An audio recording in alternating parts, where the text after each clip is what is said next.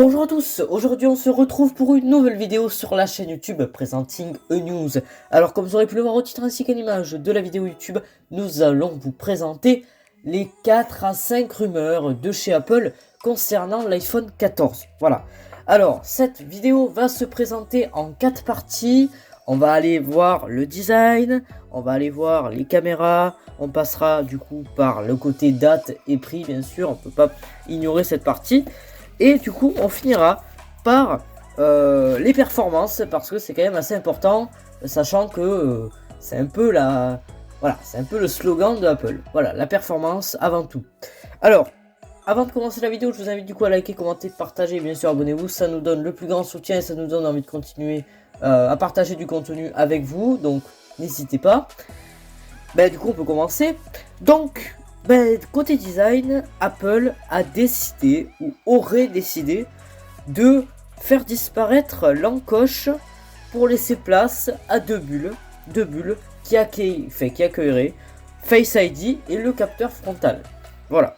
Alors pourquoi cette décision d'Apple? Tout simplement parce que du coup, les générations anciennes, c'est-à-dire de l'iPhone 10 à l'iPhone 13, accueillaient une encoche assez imposante qui gâchait souvent le potentiel de l'écran. C'est-à-dire que si on voulait voir une vidéo, on ne pouvait pas la regarder entièrement ou regarder l'intégralité de la vidéo, car l'encoche prenait une partie de l'écran et ça c'était dommage. Donc Apple a essayé de se rectifier en supprimant du coup cette encoche et en laissant place à deux petites bulles assez esthétiques. Voilà.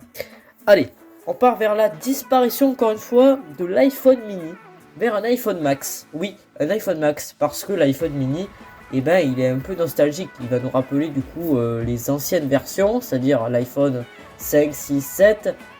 Maintenant, on est plus vers du 6,5, 6,6, 6,7 pouces. Donc, vu qu'on va plus vers les réseaux sociaux, la productivité, on va préférer aller vers un Max, ce qui est plutôt pas mal. Parce que pour profiter pleinement de toutes les tâches qu'on a à accomplir au quotidien, c'est plus facile bien sûr un écran max. Voilà. Alors les caméras. Là franchement, ils sont fait fort. Ils ont fait fort. On revoit totalement le design de la caméra, car on va faire encore une fois, on va faire un cut. Alors on va tout simplement faire en sorte que les objectifs ne dépasse plus du châssis.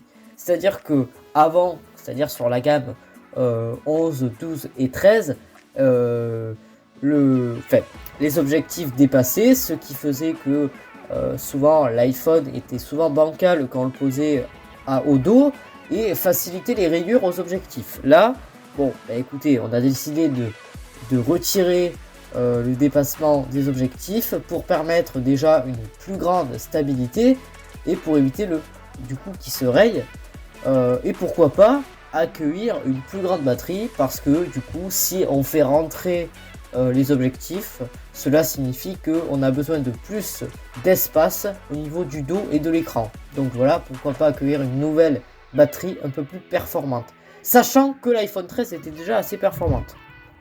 Alors, bien sûr, là, on va aller se diriger vers plutôt le côté caractéristique un peu plus technique.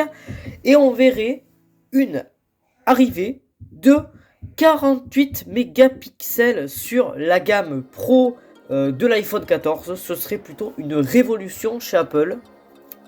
Alors, du coup, cette gamme Pro serait destinée, comme son nom l'indique, aux professionnels, même si des particuliers l'achètent, c'est pas vraiment dans la gamme pro professionnelle, mais on risquerait d'avoir une amélioration des objectifs, notamment sur la gamme pro, ce qui serait plutôt pas mal.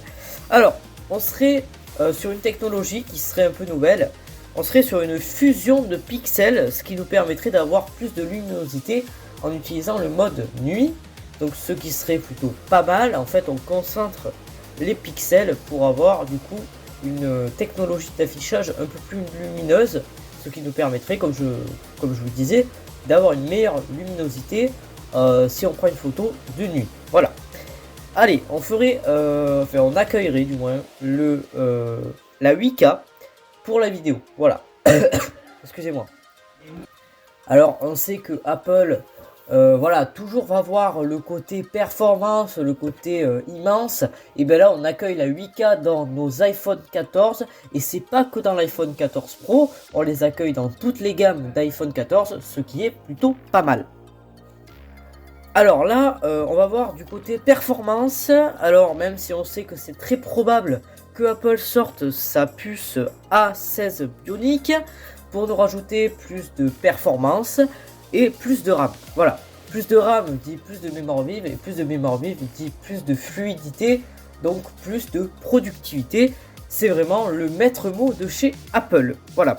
Alors là, je pense qu'on a terminé côté caractéristiques, côté technique et côté design. On va plus s'intéresser à la partie date et prix parce que ce magnifique iPhone 14 est Apple dit du moins qui va sortir cet iPhone 14 fin septembre, début octobre. Voilà, c'est en général les dates où sortent les iPhones. Voilà, l'iPhone 11, 12, 13 sont sortis dans ces dates-là. Donc l'iPhone 14 suivrait la continuité du coup de ces iPhones. Voilà. Alors côté prix, alors là on a vraiment un petit changement. Alors on va rajouter du coup la gamme iPhone 14 Max pour supprimer du coup la gamme iPhone 14 mini qui n'existera pas. Donc on a voulu vraiment privilégier le côté écran en réduisant le prix de l'iPhone 14 Max à 1009 €. Ce qui est plutôt pas mal car on accueille vraiment un grand écran. Alors l'iPhone 14 Pro et Pro, je dis bien Pro, est proposé à un prix de 1159 €. L'iPhone 14 Pro Max est donné à un prix de 1259 €. L'iPhone 14 normal est proposé à un prix de 109 €. De 909 €. 109 € ça fait pas très cher. Et l'iPhone 14 Max, comme je vous disais, 109 €. Ce qui est assez cher, mais sachant que ces iPhone 14 se situent dans la tranche du haut de gamme, ce qui est plutôt normal. Voilà, on va retrouver plutôt ces prix-là sur l'iPhone 12, 13 et 14 du coup. Donc franchement, pas de grands changements au niveau des prix et des dates. Par contre, côté design, Apple veut et espère le changement. C'est d'ailleurs ce qu'ils ont fait du côté de l'encoche, du côté des objectifs et du côté de l'écran. Voilà, c'est la fin de la vidéo. J'espère que cette vidéo vous aura plu. Alors j'ai sorti quelques vidéos, alors si vous voulez aller voir bien sûr, j'ai sorti ma vidéo versus, donc dans laquelle je compare la Galaxy Watch 4 à la l'Apple Watch série 3. Elle se met dans le petit en haut à droite de votre écran. Allez la voir si cela vous plaît. Alors je sortirai beaucoup de vidéos comme ça parce que j'estime que ce sont les vidéos qui font le plus de vues, parce que quand même elles se rangent dans la playlist Actualité News, et sachant que chaque jour ou chaque semaine sort de nouveaux produits tech, c'est mon devoir de vous sortir de telles vidéos. Voilà, j'espère que cette vidéo vous aura plu. Si elle vous a plu, comme je vous disais, likez, commentez, partagez, abonnez-vous. Voilà, ça nous aide à vous fournir un peu plus de contenu. Voilà, allez, on se dit ciao et à plus pour une nouvelle vidéo.